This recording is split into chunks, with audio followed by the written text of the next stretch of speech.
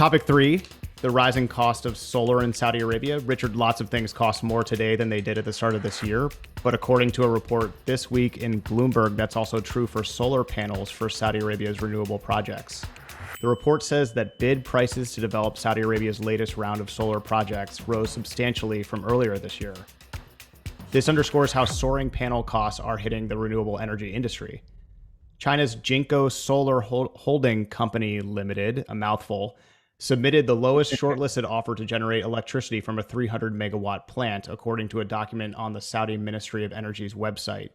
At $1.48 a kilowatt hour, it was around 40% above a contract of $1.04 per kilowatt hour that Saudi Arabia signed early in 2021, saying it was the lowest tariff on record globally. Driving the rise in cost, according to the article, is the cost of polysilicon, a material used in PV solar panels, which has risen to its highest since April 2019, partly due to factory shutdowns in China. Richard, is this a concern for Saudi Arabia's big solar plans? No. I mean, in general, solar energy, the levelized cost of energy for solar power has dropped 80% over the last decade. Actually, even and it's dropped even more since 2018. It's the technology is suppressing the price considerably, and this too will pass. What concerns me, so this is a good thing, and I'm gonna flip here, because typically I'll say Saudi Arabia has these great and grand projections and plans and that sort of thing, and what you need to do is not necessarily hold them to achieving to the letter what they've boasted about or what they've claimed, but the direction in which they're heading. And this is one where I kind of like to see them pick up the pace on renewable energy, especially solar power. These bids amount, there's 4 bids, they amount to 1.2 gigawatts. Right now, Saudi Arabia's renewable power from solar power is about 455 megawatts. It's not even a gigawatt. Well less than 1% of their energy mix. And you've spoken in the past about the solar hours and how attractive Saudi Arabia is to solar power.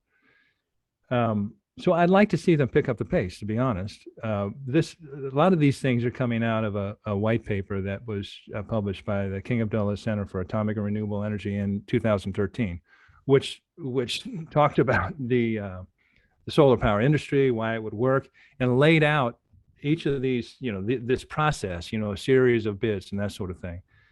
But at that time, this is 2013. They were saying, all right, we project, 5 gigawatts by 2018 and 24 by 2020. So again, I'm not interested in saying you said this, so you have to reach these numbers. That's not the point. The point is I think they should be farther along than even when this comes on. This will be if you add the 1.2 gigawatts, and they have other things. Aqua Power says there's six gigawatts in the pipeline, but let's move it along. Saudi Arabia needs this renewable energy option. They have the technology. They have a tremendous environment. I'd like to see them pick up the pace. One of the questions I get asked a lot personally, just a random. Just somebody asking me a question about Saudi Arabia. A lot of times that question is, why isn't Saudi Arabia leaning more into solar energy if it's so sunny all year round there, and they're making all these other investments in a Tesla rival, Lucid, and there's a battery play there. I mean, it's clearly the future for them. I agree. What's the holdup? Why aren't they moving faster? It's a question I can't really answer because it just seems very obvious. Build more solar plants, but there's a lot of things going on here, and I think that this article from Bloomberg is really interesting because it sort of shows the sausage being made on how they're getting the pricing set for these big plants. And I think it's always hard for us, if you're not on the inside, to understand the pragmatic aspects of doing this.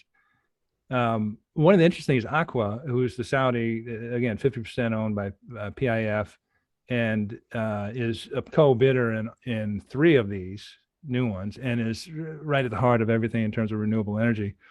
They've committed to spend $10 billion over the next decade or so on renewable energy, but they're actually investing as much outside as inside. It looks like. I mean, they put $800 million into the largest solar plant in solar photovoltaic solar power system in South Africa. They're doing a similar, not as large, 100+ million in Egypt, Morocco, and Jordan. So they're looking abroad, and it's good. They're developing their expertise. They're building a name. But like I said, and you just said, people why aren't they moving further and faster along domestically? So that's sort of where I am. I think this is great. It's glad it's moving along. It seems to be a very orderly process. I'd like to turbocharge it a little bit. Yeah, we'd love to see that. One thing that our listeners and viewers will also love to see is we have an interview out this week with Lina Al-Maina, who is absolutely fantastic. Great conversation with her about starting a business in Saudi Arabia in 2006, her time on the Shura Council, and what family means to her. It's just an absolutely wonderful interview. She takes the call with us from Jeddah United in Jeddah. Just make sure you listen to that or watch it on our YouTube channel, because it's a fascinating conversation. And Richard, we will be having many fascinating conversations, not just with each other, but with other interview subjects going forward. So if you do subscribe to us, you'll get those delivered automatically to your phone or your desktop via email, however you want to subscribe, wherever you get your podcasts, and including YouTube. Subscribe, and then you won't have to track them down or be reminded by me when I mentioned them. So I think that wraps it up for this week. Richard, thank you very much. Thank you, Lucian.